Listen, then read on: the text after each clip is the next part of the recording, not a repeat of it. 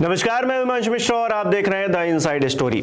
तो चुनावी तारीखों का ऐलान हो गया है। जम्मू कश्मीर और हरियाणा में इलेक्शन होने जा रहे हैं और इसकी आधिकारिक घोषणा सीईसी राजीव कुमार की तरफ से की गई है। जो तारीखें हैं वो 18 सितंबर, 25 सितंबर और 1 अक्टूबर ये जम्मू कश्मीर के लिए हैं, जहां पर 3 फेज में इलेक्शन होगा और 1 अक्टूबर को ही पूरे हरियाणा में एक साथ एक ही फेज में चुनाव होगा, मतदान होगा और इसके नतीजे 4 तारीख को आएंगे, 4 अक्टूबर को। लेकिन यहां सवाल यह है कि हरियाणा का पिछली बार जब इलेक्शन हुआ था तो उसके साथ में महाराष्ट्र का इलेक्शन भी हुआ था और इस बार कयास ये लगाए जा रहे थे कि न सिर्फ हरियाणा और महाराष्ट्र बल्कि झारखंड, जम्मू कश्मीर ये चारों राज्यों के एक साथ चुनाव होंगे, लेकिन ऐसा हुआ तो नहीं। जबकि सरकार इस बात का जिक्र करती है कि हम वन नेशन वन इलेक्शन चाहते हैं, लेकिन अगर सरकार ये चाहती है तो इलेक्शन कमीशन उस बात को क्यों नहीं समझ पा रहा है और क्यों महाराष्ट्र को अलग कर दिया गया, झारखंड का भी इलेक्शन अभी घोषित नहीं हुआ, क्यों ऐसा हो रहा है? इसके पीछे की इनसाइड स्टोरी क्या है? क्या कोई राजनीतिक वजह है या फिर कोई जेन्युइन वजह है जिसका जिक्र किया गया है चुनाव आयोग की तरफ से, लेकिन वो जेन्युइन नजर नहीं आ रहा है? डॉक्टर संजीव त्रिवेदी जी बहिष्कार हमारे साथ है। संजीव जी, इलेक्शन कमिश्नर की तरफ से, मुख्य चुनाव आयुक्त की तरफ से जो कहा गया कि त्यौहार हैं, ये है वो है, वो बातें समझ में नहीं आई कि आपने एक साथ चुनाव कराने की प्रक्रिया क्यों नहीं की, बजाय इसके कि आपने जम्मू कश्मीर और हरियाणा को ले लिया, आपने झारखंड और महाराष्ट्र को छोड़ दिया। हाँ, आश्चर्य इसीलिए आपको भी हो रहा है क्योंकि पिछली दफ़ा इलेक्शन महाराष्ट्र और हरियाणा में साथ हुए थे और उसकी वजह यह है कि महाराष्ट्र और हरियाणा का जो असेंबली का टेन्योर होता है वो करीब करीब एक साथ ख़त्म होता है, एक ही महीने में ख़त्म होता है। 3 नवंबर को हरियाणा के असेंबली का टेन्योर ख़त्म होता है, यानी कि उसके पहले चुनाव हो जाना चाहिए, और 26 नवंबर को महाराष्ट्र के असेंबली का टेन्योर ख़त्म होता है, यानी कि मात्र 23 दिनों का फासला है। 26 नवंबर के पहले महाराष्ट्र में भी चुनाव हो जाना चाहिए। तो दोनों राज्य जब एक ही महीने में ख़त्म होते हैं उनके असेंबली के टेन्योर, तो फिर ये बहुत स्वाभाविक है एक्सपेक्ट करना कि साथ ही चुनाव हों। और इसी क्रम में पिछली दफ़ा साल 2019 में मुझे याद है 21 अक्टूबर को दोनों राज्यों के साथ चुनाव हुए थे। उसके पहले साल 2014 में भी साथ चुनाव हुए थे दोनों राज्यों के। उसके पहले 2009 में भी साथ चुनाव हुए थे दोनों राज्यों के। तो 15 साल यानी कि 3 बार पिछले मुझे याद है कि साथ चुनाव हुए थे। 2004 में महाराष्ट्र का चुनाव अलग हुआ था हरियाणा से, लेकिन ये जो बाकी के आपने देखे जो हिसाब किताब कार्यकाल का, तो उसमें तो साथ साथ होता है। दूसरी, आप जानते हैं चुनाव आयोग की एक पावर है कि अगर 6 महीने की अवधि में कोई राज्य की असेंबली ख़त्म हो रही है तो सभी चुनावों को वो एक साथ करा सकता है। मान लीजिए किसी की इलेक्शन ड्यू हो रही है अक्टूबर में, किसी की नवंबर में और किसी की दिसंबर में, तो सबों की एक साथ वो घोषणा कर सकता है। अगस्त के महीने में कर सकता है या सितंबर के महीने में कर सकता है, ताकि सभी इलेक्शन एक साथ हो जाए। उसके पीछे वजह यह होती है कि मॉडल कोड ऑफ कॉन्डक्ट जब लगता है चुनाव के लिए, तो वो लगता तो इन 3 राज्यों में है, पर कई बार केंद्र सरकार बड़े फैसले इसीलिए नहीं ले पाती है क्योंकि मॉडल कोड ऑफ कॉन्डक्ट किसी चुनावी राज्य में लगा हुआ है। तो उससे क्या होता है कि बाकी के जो राज्य हैं देश में वो 3 महीने के लिए प्रभावित हो गए, या जो भी आपके चुनाव की अवधि है उतने में प्रभावित हो गए। 3 महीने तो उसके लिए फिर आगे जो इलेक्शन होगा उसके लिए भी तो वो और जाहिर है अगर आप अलग अलग चुनाव कराते हैं तो फिर वो और बड़ी अवधि हो जाती है। तो प्रधानमंत्री हमेशा इस बात को कहते हैं कि हमारा देश हमेशा इलेक्शन मोड में ही रहता है। आपने सुना होगा लाल किले की प्राचीर से उन्होंने परसों ही इस बात को कहा था कि एक इलेक्शन खत्म होता नहीं है कि दूसरा इलेक्शन आ जाता है, इसलिए मजबूरन बीजेपी भी इलेक्शन मोड में ही रहती है। और जाहिर है कि या तो गणमान्य आगंतुक के तौर पर उस दिन लाल किले की प्राचीर से जब भाषण दे रहे थे प्रधानमंत्री, तो चुनाव आयुक्त भी वहाँ रहे होंगे या फिर वो अपने घर में भी देख रहे होंगे। उसके 48 घंटे के भीतर इस तरह का जो फैसला आता है, ये लोगों को आश्चर्य में डाल रहा है। भारतीय जनता पार्टी और कांग्रेस दोनों ने अपनी अपनी प्रतिक्रियाएं दी हैं।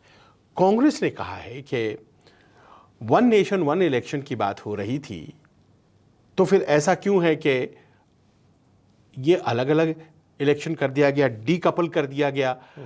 हरियाणा को अलग, महाराष्ट्र को अलग, हरियाणा जम्मू कश्मीर के साथ होगा, महाराष्ट्र अभी नहीं होगा। ये अलग करने के पीछे वजह क्या है? उन्होंने प्रश्न उठाया है।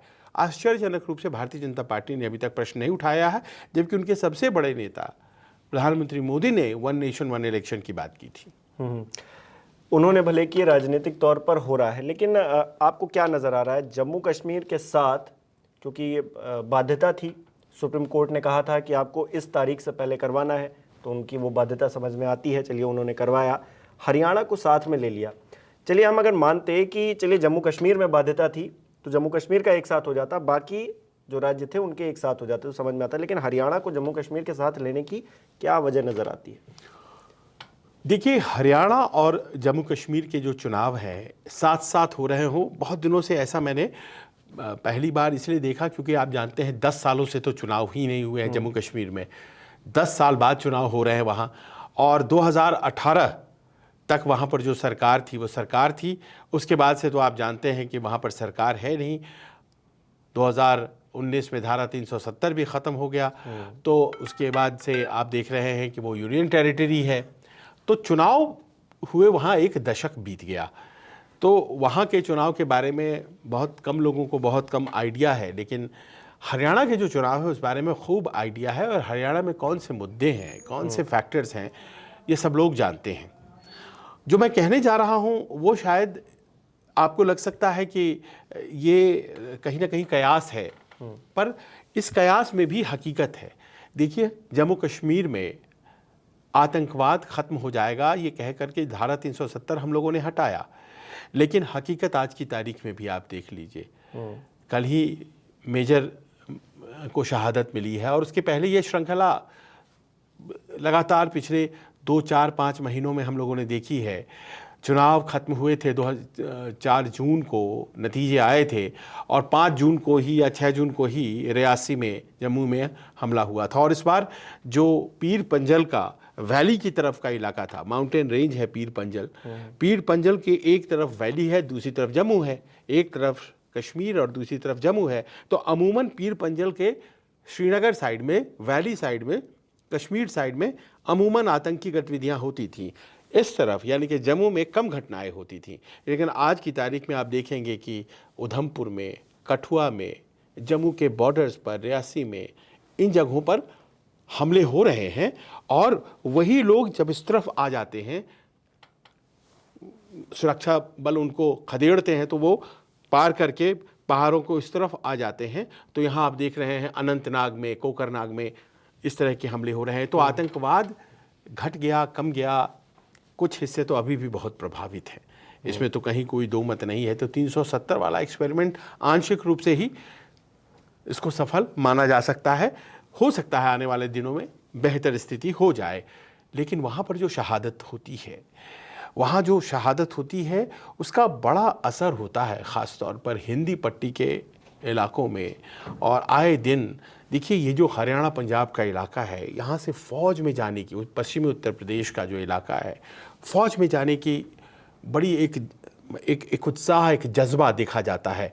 वैसे तो बाकी क्षेत्रों में भी है, पूरे देश से लोग जाना चाहते हैं, पर इस इलाके में नौकरी के टर्म्स में और साथ ही साथ एक परंपरा के टर्म्स में दोनों लोग देखते हैं। तो आप यहाँ आप पाएंगे कि अग्निवीर को लेकर के सबसे ज़्यादा लोगों को ये इस बात की नाराज़गी थी कि ऐसा क्यों हो रहा है कि 4 साल का एक शॉर्ट सर्विस कमीशन से भी शॉर्ट चीज़ हमें दे दी जा रही है, जिसमें कि हम पूर्व फौजी भी नहीं कहलाएंगे।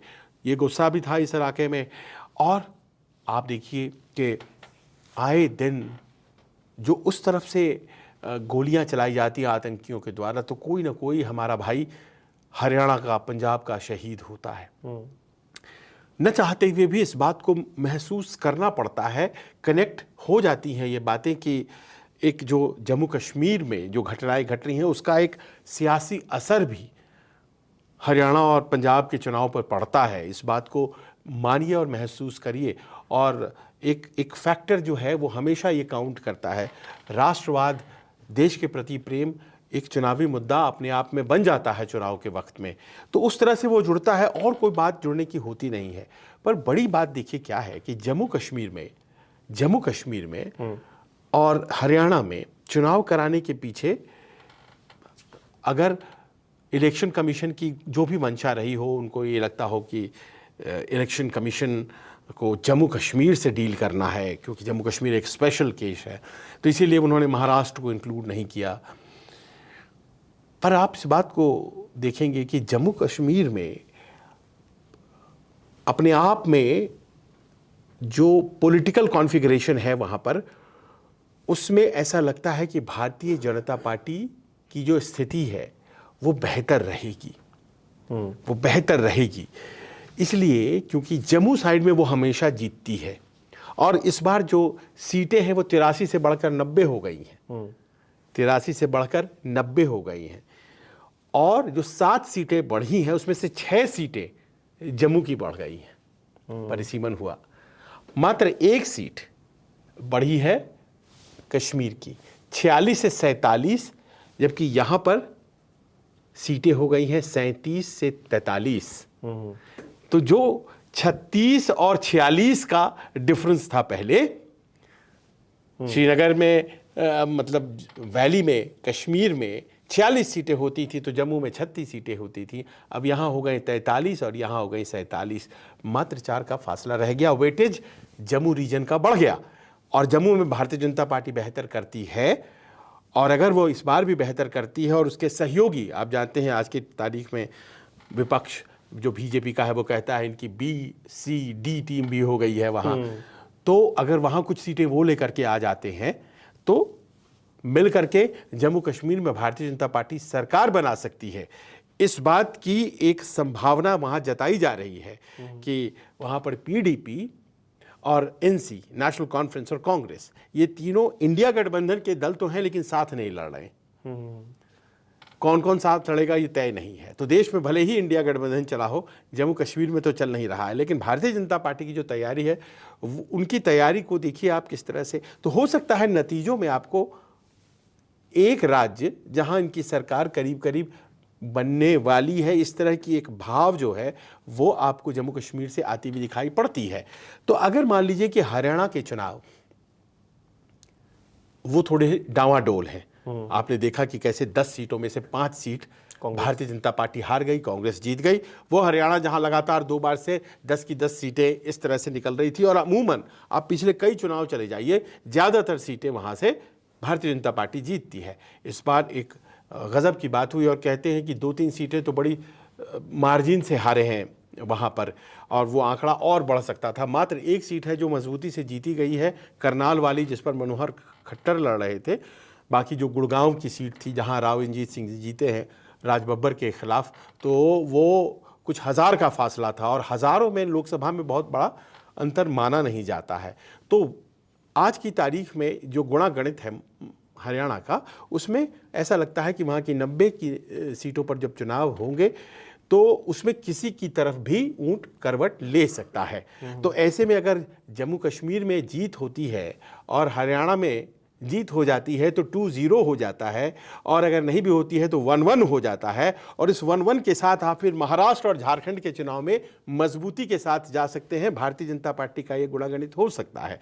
मैं इसको चुनाव आयोग से जोड़कर नहीं देख रहा हूं, लेकिन बहुत आरोप ये लगते हैं कि आजकल फैसलों को अधिकारी अपने तरीके से नहीं लेते हैं और लोग प्रभावित करते हैं। मुझे नहीं पता है कि प्रभावित करते हैं कि नहीं करते हैं, लेकिन मैं देख रहा हूं कि जिस तरह स्ट्रक्चरली प्लेस हो रहे हैं अब चुनाव, तो ऐसा लग रहा है कि अगर 1-1 भी होता है तो महाराष्ट्र के चुनाव जो कि बड़े मुश्किल होने जा रहे हैं इस बार भारतीय जनता पार्टी के लिए, और वो कहा जा रहा है कि वहाँ पर जीत की संभावना ज़्यादा है इंडिया गठबंधन के लिए, तो उस चुनाव में जाने के लिए आप पाएंगे कि एक तैयारी, एक प्लेटफॉर्म आपको मिल जाती है। अगर हरियाणा भी जीत लेते हैं मान लीजिए, क्योंकि बराबरी पर मामला है ना, 5-5 का है। तो अगर हरियाणा भी जीत लेती है भारतीय जनता पार्टी में, तो आप कल्पना करिए कि किस मिजाज के साथ वो महाराष्ट्र और झारखंड के चुनाव में जाएगी और किस मिजाज के साथ उसके बाद अगले साल होने वाले दिल्ली चुनाव में जाएगी। क्योंकि अगर झारखंड और महाराष्ट्र में से एक भी वो जीतती है तो कहेगी कि 4 में हमने 3 जीत लिया। 4 में अगर 2 भी जीतती है तो भी एक प्लेटफॉर्म मजबूत उसे मिल जाता है। लोग कह रहे हैं कि इसी गणित के हिसाब से चुनाव आयोग ने दे दिया है। मुझे नहीं लगता है कि ऐसा दिया होगा, पता नहीं क्या हकीकत है, लेकिन ऐसा लग रहा है कि जो दोनों को डीकपल किया गया है, दोनों के बीच अलग किया गया है, लोगों को इसमें पेच नजर आ रहा है। पेच तो है, और पेच अगर है तो तर्क से उस पेच को ख़त्म नहीं किया जा रहा है, क्योंकि जो तर्क दिए जा रहे हैं कि आप महाराष्ट्र और हरियाणा के साथ में इलेक्शन क्यों नहीं करवा रहे हैं, उसको लेकर चुनाव आयोग ने बहुत कोई तर्क वाली बात की हो कि नहीं हाँ ये फैक्ट है इसलिए नहीं करवा रहे हैं, वो नज़र नहीं आता है। उनका बयान सुनिएगा तो वो कहते हैं कि त्यौहार हैं, और ये मतलब एक राज्य के लिए आप करवा रहे हैं, उसके लिए त्यौहार नहीं है क्या, उसके लिए मौसम नहीं है क्या, बाकी के लिए मौसम नहीं, फोर्सेस की भी बात कही है। हाँ, पर फोर्सेस की बात उन्होंने 700 कंपनियां जैसे लगती हैं जम्मू कश्मीर में, लेकिन कितनी खुशी की बात है कि जम्मू कश्मीर में चुनाव करवाया गया। हमारे ही देश में हमारे ही फोर्सेस ने अभी जो चुनाव करवाई उसमें 58.58% वोटिंग का एवरेज रहा था। 58.58 का मतलब ये हो गया कि इतना वोट तो पहले कभी हुआ ही नहीं था। जम्मू कश्मीर में लोग बाग न केवल वोट मार रहे थे बल्कि डेमोन्स्ट्रेट भी कर रहे थे कि हम तैयार हैं, हम चुनाव के लिए तैयार हैं। भले ही वहाँ के नेता बायकॉट करते रहते हैं इलेक्शन को, लोगों ने वोट देकर के बता दिया कि साहब हम तैयार हैं और हमें अपने एमएलए चाहिए, हमें दिल्ली का शासन अब मंजूर नहीं है, ये जो डायरेक्ट शासन होता है एलजी के जरिए, हमें अपना वोट करने दीजिए। तो ये बहुत अच्छी बात है। और करवाया किसने? हमारे पैरामिलिट्री फोर्सेज ने। तो हमें तो फेथ रहना चाहिए, फोर्सेज रहेंगी और वेदर कोई बहुत बड़ा फैक्टर नहीं होता है। आखिर इतनी चिलचिलाती हमने तो कवर किया, आपने भी देखा किस तरह से हम लोग उस चिलचिलाती गर्मी में जहाँ पसीना गर्दन से चल करके पाँव तक पहुँच जाता था और आप महसूस करते थे कि वो नीचे जा रहा है, तो उसमें जब आप चुनाव करा सकते हैं तो फिर और कौन सी बात है। अभी तो बरसात खत्म हो गया, अब थोड़ी बेहतर ही स्थिति आएगी और मतलब आप त्योहारों को अवॉइड नहीं कर पाएंगे। देखिए ये हकीकत है, क्योंकि अब जो है त्योहारों का सीजन शुरू हो गया है और ये साल के आखिर तक जाएगा। तो बहुत ज़्यादा ये स्ट्रॉन्ग पॉइंट्स नहीं लगती हैं, पर ठीक है, चलिए उनका अपना विजडम है, उन्होंने डिसाइड कर लिया, इलेक्शन कमीशन ने तो कर लिया। पर इलेक्शन कमीशन के फैसलों पर भी अब लोग बाग कहीं ना कहीं टीका टिप्पणी करते हैं और हर बार जो टीका टिप्पणी करने वाले हैं वो गलत होते हैं, ऐसा भी नहीं है। और ये टीका टिप्पणी ज़्यादा अच्छी बात नहीं कही जाएगी, लेकिन क्योंकि आप मौका दे रहे हैं। और हाँ, मौका देना, आप देंगे मौका तो लोग करेंगे टीका टिप्पणी। अब देखिए क्या है, महाराष्ट्र में जो है ना और हरियाणा में इस बार जो नतीजे आए हैं लोकसभा के, तो आप पाएंगे कि आधी सीटें करीब करीब हरियाणा में, असेंबली के आधी सीट, मतलब कि लोकसभा वहां अगर 10 है और 90 विधानसभा है तो उन्हीं 10 लोकसभा में 90 विधानसभा है। तो पाया यह गया कि आधी सीटें भारतीय जनता पार्टी को आई, मतलब आधी वो हार गई, आधी सीटें वो अभी से हार गई है, यानी कि उस पर भारतीय जनता पार्टी नहीं जीत पाई है। तो 90 का मतलब 45, तो 45 सीटों पर ही अभी है और 45 पर ही सरकार बनती है। मतलब जरा भी पीछे हटे, जरा भी एक आध सीटें और गई तो आप बहुमत नहीं ला पाएंगे। उद्धव ठाकरे इस बात को कह रहे हैं कि जानबूझकर लेट किया जा रहा है, और जबकि जानकारी नहीं थी। उससे पहले ही उद्धव ठाकरे ने, जब ये प्रेस कॉन्फ्रेंस की गई चुनाव आयोग की तरफ से, उससे पहले ही उन्होंने ये बयान दिया कि देखिए इलेक्शंस लेट कराने की कोशिश की जा रही है, 1 महीना 1.5 महीना, क्योंकि हमने जो कोविड में काम किया, वो अपना तर्क दे रहे हैं कि हमारी चीज़ें भुला देने को, अपनी नई चीज़ें स्थापित करने को ये सब काम किए जा रहे हैं। तो उनको तो पता चल गया होगा ना, उनकी जो शंकाएं चिंताएं थी वो तो सामने आ गई। आप देख लीजिए कि जम्मू कश्मीर गई इलेक्शन कमीशन की टीम, इलेक्शन कमीशन की टीम हरियाणा गई, लेकिन झारखंड तो नहीं गई ना, और महाराष्ट्र भी नहीं गई। तो इन्हीं दोनों राज्यों में घोषणा होनी थी, ये तो करीब करीब बिना कहे हुए तय हो गया था। और जो इलेक्शन हुए थे लोकसभा में महाराष्ट्र में, उसमें 288 की जो असेंबली है उसमें 144 पे सरकार बनती है। बताते हैं कि 155 सीटों पर इंडिया गठबंधन की जीत हुई है। अगर हम लोकसभा के हिसाब से असेंबलीज को देखें तो वहाँ तो स्थिति थोड़ी नाजुक है, इसमें दो मत नहीं है। और अभी भी अंदर खाने जो है उठापटक चल रही है, अजीत पवार को रखना है नहीं रखना है, तो उन मसलों को थोड़ा पीछे करो। अभी जो जहाँ पर जीत की संभावना थोड़ी बहुत है, देखिए 45 सीटों पर तो जीती हुई है बीजेपी, तो अगर वो मेहनत करे 50 पहुँच सकती है, अपनी सीटें बचा सकती है। पिछली दफ़ा वो 40 लाई थी, 90 में 40, और जेजेपी की मदद से बन पाई थी सरकार उनकी, तो इस बार वो अवॉइड करेंगे।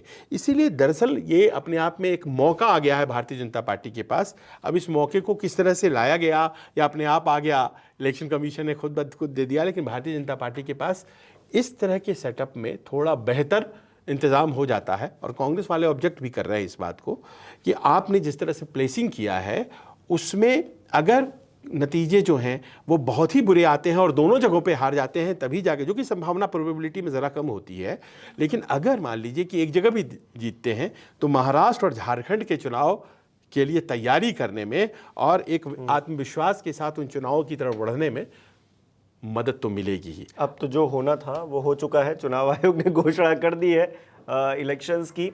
अब तैयारी करनी है वो भारतीय जनता पार्टी कैसे करती है, कांग्रेस पार्टी कैसे करती है, या फिर अन्य दल भी हैं वो कैसे करते हैं, ये देखना दिलचस्प रहेगा। आपको क्या लगता है, अगर साथ में इलेक्शंस नहीं करवाए जा रहे हैं तो फिर क्या वजह हो सकती है, और क्या प्रधानमंत्री नरेंद्र मोदी का जो सपना है वन नेशन वन इलेक्शन, उसे चुनाव आयोग ही धता पढ़ाने की कोशिश कर रहा है? हमें कमेंट करके बताइए। बहुत बहुत शुक्रिया।